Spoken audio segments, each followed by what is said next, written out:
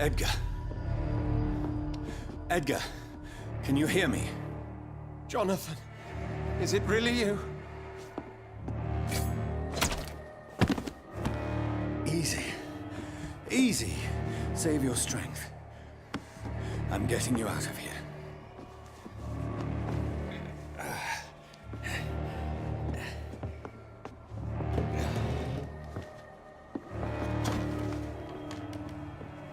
Don't try to spare me. As a physician, I know all too well when it's too late.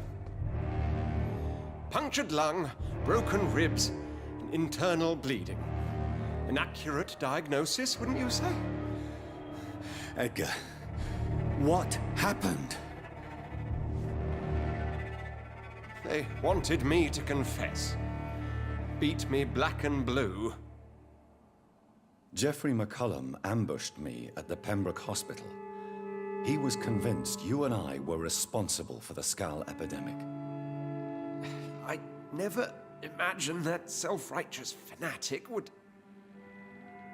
dare to attack us in the open. What became of him? I put him in a somewhat delicate position when I made him an immortal. Really? You sure that was the wisest course of action? Time will tell. The most intriguing part of his accusation was that you and I were the pawns of some ancient vampire. William Marshall. Yes, they tortured me to make me confess the same nonsense.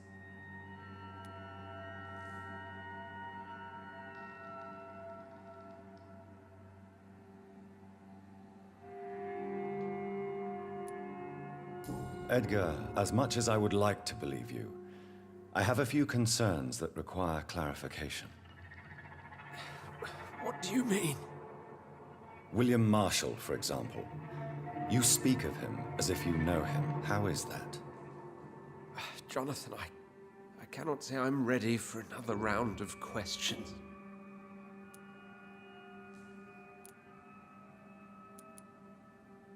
Why would the Guard of Priwen believe you and I created the vampire epidemic?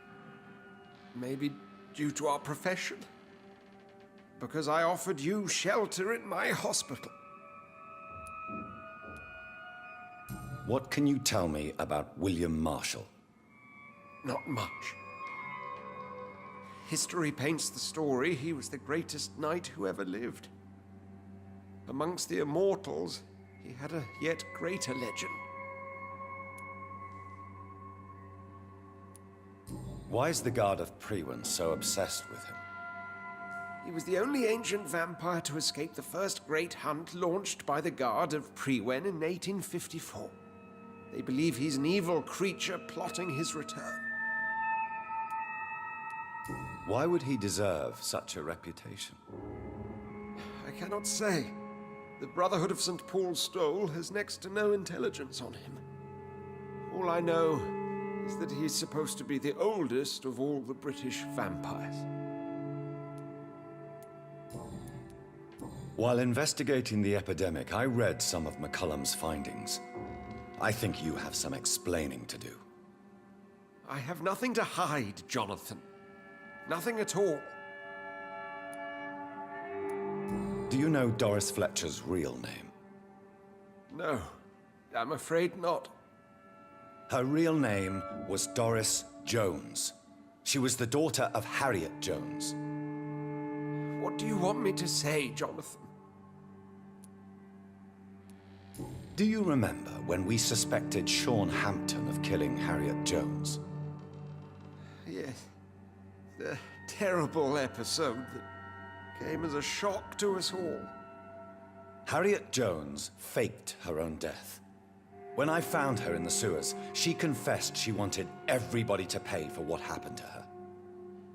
That woman was extremely bitter, full of hatred and festering anger. Doris Fletcher visited her mother at the Pembroke Hospital. That's how she first got infected. I know nothing about that. Miss Fletcher once came to visit the sick. That is all I know. No, Edgar, there is more. Doris Fletcher was Harriet Jones's daughter. They exhibited the same symptoms: blind hate and strong physical mutation. What does this sad story have to do with us? Do you know where we are? Doris Fletcher's theater. This is where that hateful creature plotted to spread the epidemic across London. I only briefly met Miss Fletcher once when she visited the Pembroke Hospital.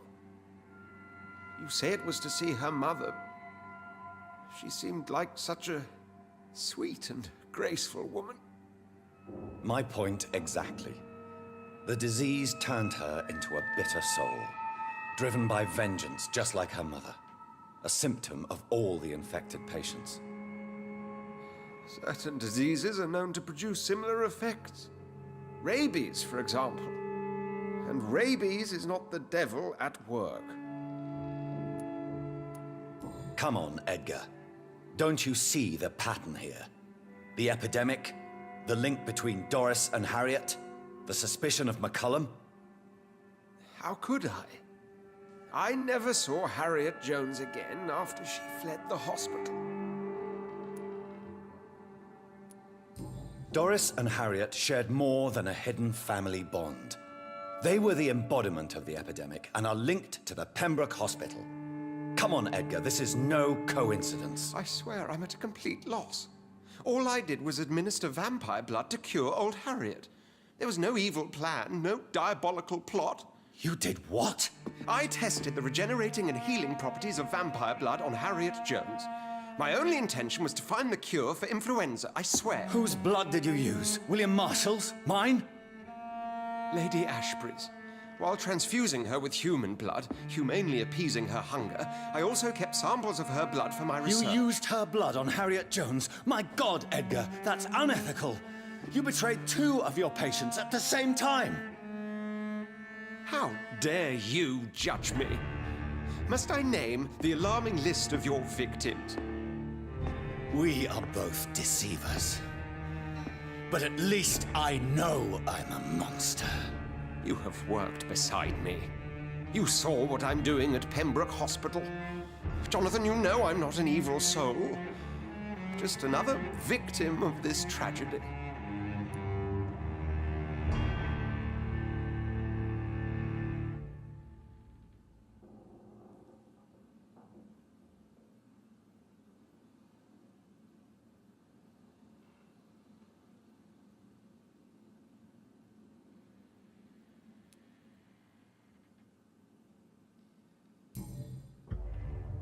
No, Edgar, you are not going to die. Unless you want to. What do you mean? I can save you, Edgar. I can turn your broken body into one like mine. You truly would? After all I've done, after all that's been said, you would offer me this gift? I have no way of knowing which punishment would be worse, Edgar. But it is not for me to decide. So? Oh, please, Jonathan, please. I beg you. This is what I've always wanted. This is what I've always searched for. Very well, then.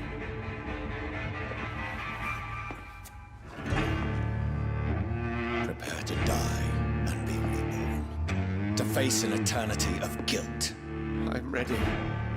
Oh, indeed, I am ready.